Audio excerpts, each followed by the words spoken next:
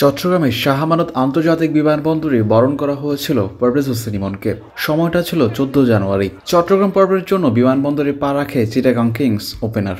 হাসি মুখে বরণ করে নেওয়া ইমন চট্টগ্রাম পর্ব শেষ করলেন ভিন্ন এক অভিজ্ঞতা নিয়ে। বিপিএলে এখনও 1 টাকাও পেমেন্ট পাননি। দুইবার ব্যাংকে গিয়ে ফেরত আসতে হয়েছে। ইমনকে নিয়ে বেশ আপত্তি দলটির মালিক সামির কাদের চৌধুরীর। সামির কাদের ইমনের দূরত্ব স্পষ্ট। সম্পর্ক ঠিক কোন পর্যায়ে গিয়ে পৌঁছেছে সামিরের কথাতেই স্পষ্ট। ইমনের পেমেন্ট না পাওয়ার বিষয়কে গতকাল বিভিন্ন গণমাধ্যমে বেশ কড়া ভাষায় কথা বলেন সামির।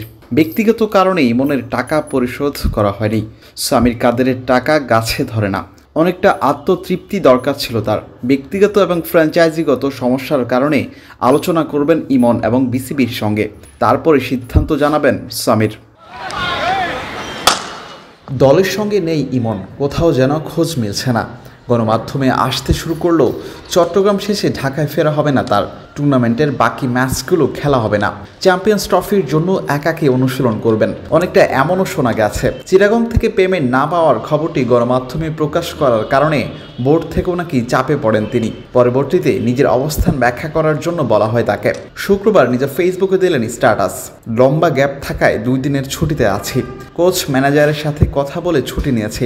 টিম ছেড়ে চলে গিয়েছি এমন কথার কোনো ভিত্তি নেই, এমনটা কোথাও বলিনি। দেখা হবে মাঠে। মূল ঘটনার সূত্রপাত কিছুটা আন্দাজ করা যায় সাগরিকায় ফরচুন বরিশালের বিপক্ষে ম্যাচের পর। তামিমের বরিশালের কাছে শোচনীয় হার কিংসদের। ইমনের ব্যাটে ছিল না রান। পরবর্তী ম্যাচ দুর্বার রাজশাহীর বিপক্ষে। ইমনকে বাদ দিয়ে একাদশে নাইম ইসলাম। ব্যাট হাতেও রান পেয়েছেন নাইম। দল জিতেছে বিশাল ব্যবধানে।